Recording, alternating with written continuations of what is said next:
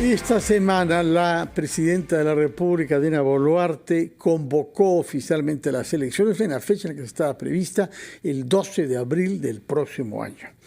Hemos invitado a dos especialistas en derecho electoral, una persona como es Fernando Rodríguez Patrón, que tiene una experiencia larga en el Estado, particularmente como director del famoso ROP, que es el Registro de Organizaciones Políticas.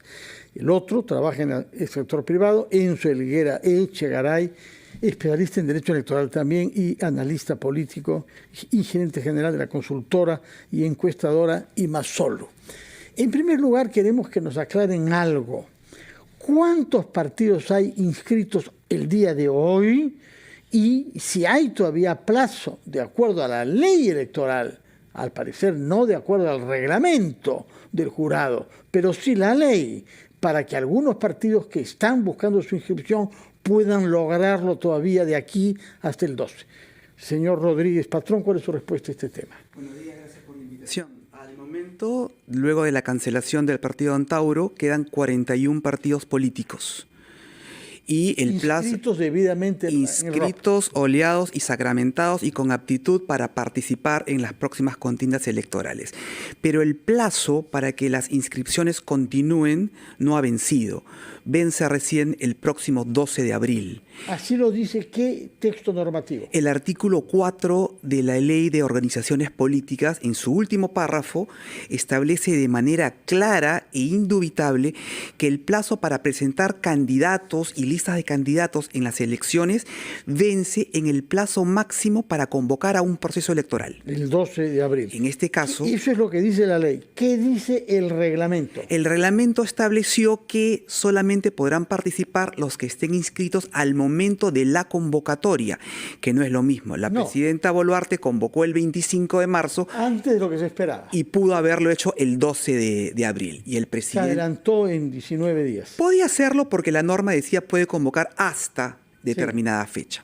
Y ahí surge la confusión porque al parecer el presidente del Jurado Nacional de Elecciones, dándole prevalencia a la norma reglamentaria, ha establecido que los que estuvieron inscritos hasta la fecha de convocatoria participarán, que eran 41. Ahora, se nos ha dicho que el lunes sesionará el Pleno del Jurado Nacional de Elecciones, entonces los temas verán esto. Y aparentemente lo que corresponde acá, si he comprendido bien, es que adapten el reglamento a la ley. No tengo ninguna duda. La otra opción es modificar el reglamento, derogar ese artículo. Pero surge una pregunta, la pongo sobre la mesa, es ¿por qué razón y en este momento se aprobó el nuevo reglamento del ROP? Durante 20 años el ROP ha aprobado sus reglamentos después de una elección, corrigiendo los temas que en la elección previa merecían ser adecuados, agregando las nuevas normas legales, modificando lo que había que modificar, corrigiendo, mejorándolo.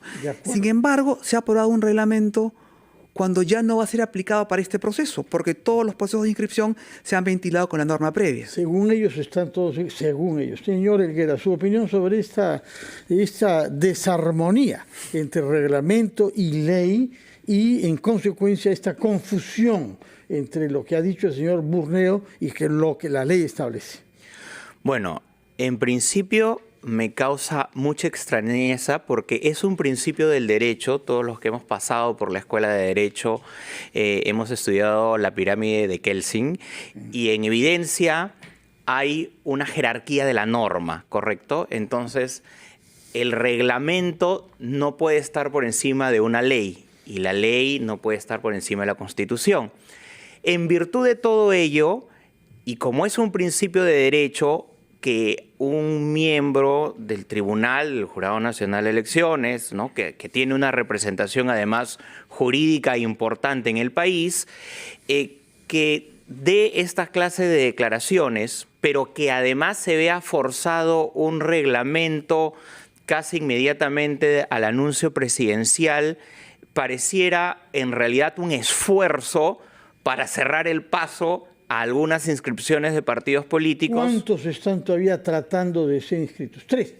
Entre 3 y 4 partidos políticos, tengo entendido, hasta 5, ¿correcto? ¿Cuáles son? ¿Saben ustedes cuáles son? Uno es el MUP, otro es Integridad Democrática, el otro es el partido del ex magistrado Duberlí Rodríguez, el otro es Runa. Unidad Nacional, creo que se llama, ¿no? Otro es Runa, del ex ministro Ciro Gálvez, Sí. y otro es ADP Perú, del O sea, hay señor Julio 5 Tobar. partidos que según el reglamento ya no pueden inscribirse, pero que según la ley tienen plazo hasta el 12. Es correcto. Muy bien. Continúe, señor. Sí. Otra cosa que también llama la atención fuera del despropósito jurídico, ¿correcto? Es este apresuramiento a este tipo de declaraciones, toda vez que cuando hay una controversia legal, lo que corresponde al Jurado Nacional de Elecciones, en último caso, es en la interna ponerse de acuerdo para que haya un solo mensaje, porque no es saludable para la democracia electoral que estemos empezando este anuncio del proceso de las elecciones de este modo, porque genera confusión, zozobra, rompe el principio de equidad además. Estamos hablando de principios jurídicos. Completamente de acuerdo. Vamos a ir a una pausa, después de la cual quisiera que abordemos otros 2 temas. Uno, por si faltaran complicaciones, hay una iniciativa, una diligencia fiscal abierta por la Fiscal de la Nación sobre 2 partidos. Yo quisiera que me den su opinión sobre eso, cuál es el procedimiento que se debe llevar ahí, y que hablemos también sobre el voto digital, si se aplica o no, en qué circunstancias en las elecciones previstas el próximo año. Vamos a la pausa y retomamos. Son las 9:36, estamos conversando con 2 expertos en derecho electoral y el tema que se ha planteado es esta aparente contradicción entre el reglamento aprobado por el Jurado Nacional de Elecciones y la ley electoral. La ley establece que el plazo para inscribir partidos vence el 12 de abril, es decir, un año antes de las elecciones, mientras que el reglamento establece que vence el día en que se convocan, es decir, la semana pasada. ¿Cómo se puede salir de este entrampamiento, señor Rodríguez Patrón? Hay varias posibilidades. La primera sería, entiendo que el presidente se desdiga. He cometido un error, corrijo, no revisé bien la norma. Cosa que entiendo puede ser poco probable. Segundo, que cuando se apruebe el cronograma electoral y el jurado ha anunciado que el día lunes va a aprobarlo, allí se establezca dentro de los hitos que el día 12 es la fecha límite para la inscripción. Habría una corrección tácita. Y la tercera, que tiene que ir de manera paralela a alguna de las 2, sería la modificación o adecuación del reglamento a lo que dice el texto legal. ¿Algo que precisar sobre esta triple hipótesis que plantea el señor Rodríguez Patrón? Bueno, nada más agregar que en definitiva sí se merece una comunicación o un comunicado, ¿no?, aclarando, y sí creo que corresponde pedir las disculpas por la garantía de la neutralidad electoral que se debe mostrar a todos los partidos políticos. Son 5 partidos y cualesquiera que sean sus dirigentes tienen los mismos derechos que el resto, nos gusten o no. Ahora bien, pasemos al otro tema que es igualmente importante, ya lo habíamos adelantado antes de ir. La Fiscalía ha abierto un procedimiento, según nos dijo el fiscal Pimentel. No es una investigación penal, sino es un procedimiento. Ese distingo no lo comprendo con claridad. Ustedes, abogados, quizás me lo pueden precisar. Se trata aparentemente de una investigación previa a 2 partidos, uno de los cuales es Fuerza Popular y el otro es un partido en el que el afiliado más notorio es Carlos Álvarez. Explíqueme, por favor, a qué puede lugar este procedimiento y qué posibilidades tenemos de que estas denuncias que han dado lugar al procedimiento sean desestimadas rápidamente. Es decir, ¿qué capacidad tiene la Fiscalía para convocar a la denunciante, a los 2, ¿no?, escuchar a los abogados de la parte denunciada y liquidar este tema a la brevedad posible, porque no nos conviene vivir con incertidumbres estando en periodo electoral? Yo entiendo que a la brevedad posible, incluso cabría el rechazo liminar a esta denuncia. Si uno revisa las causas por las cuales esta ciudadana, cuyo nombre no recuerdo, está declarando o pidiendo que se declare como ilegal por conducta antidemocrática el Partido Fuerza Popular, no resisten mayor análisis. Si uno contrasta los argumentos con lo que dice la ley, no hay ninguna conexión lógica entre estos. La ciudadana indica, entre otras razones, que el partido debería ser cancelado por conducta antidemocrática por lo siguiente. 1, por desconocer los resultados de la elección 2021 y haber indicado que hubo fraude. 2, por los aportes de la campaña del 2011. Y 3, por el caso de Kenji Fujimori y los mamanivideos. ¿no? Entonces, y hay una cuarta cosa por ahí, pero en fin, igualmente. en fin, por esas razones, incluso alguna más, el partido Fuerza Democrática es antidemocrático. Bueno, esa es su opinión. Vamos a ver qué es lo que dice la ley. ¿Qué dice la ley sobre una conducta antidemocrática? Son 3 supuestos. El primero, vulnerar sistemáticamente libertades y derechos fundamentales, promoviendo la violencia. Ejemplo fue el caso de Antauro Humala, su partido político. Una segunda posición que establece la ley, un segundo supuesto, es complementar y apoyar políticamente la acción de organizaciones para asegurar fines políticos que practiquen el terrorismo. Si se hubiese inscrito el Movadef, el ejemplo sería el caso Movadef.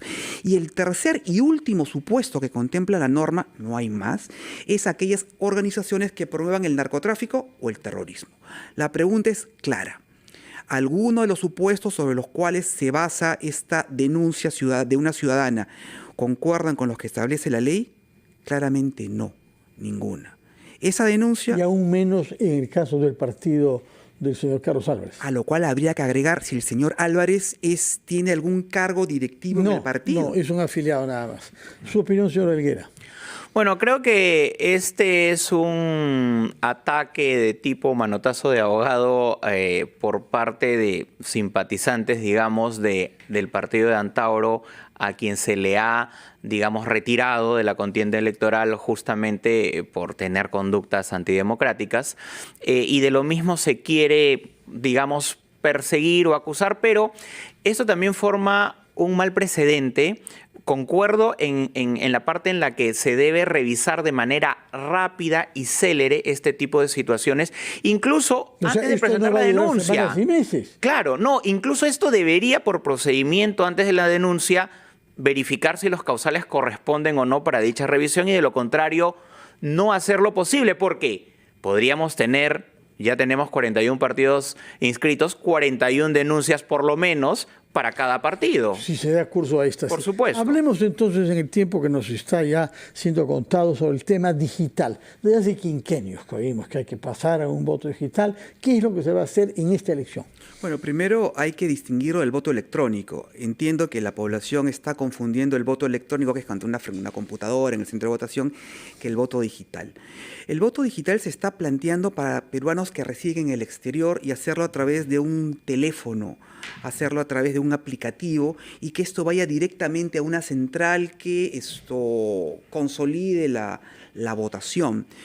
No soy un experto en la materia porque habría que ser un técnico que pueda explicar cómo funcionaría este sistema, pero las razones que subyacen a la propuesta, entiendo, son favorecer la votación de aquellos peruanos que el día de la votación pues van a estar alejados de un centro... En el extranjero. En el extranjero. En el extranjero. Esto vale solamente para los peruanos del extranjero. Es correcto. Es un poco extraño porque si es tan seguro para hacerlo en extranjero, no se ve por qué no puede beneficiar igualmente a los peruanos que viven lejos de las oficinas electorales. Pero en todo caso, su opinión, señor Helguera, sobre el voto digital de los peruanos del extranjero.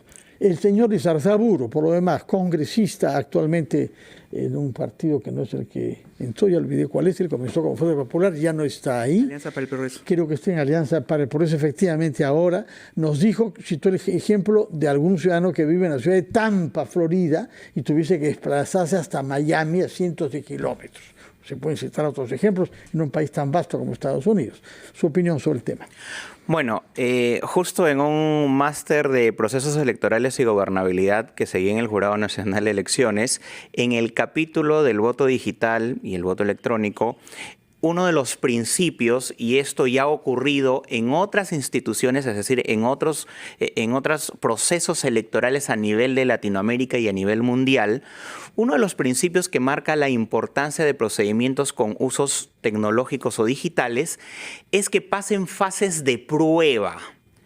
Estas fases de prueba que podrían implementarse en el extranjero o incluso a nivel nacional implica de que el derecho a la votación está garantizada por la funcionabilidad.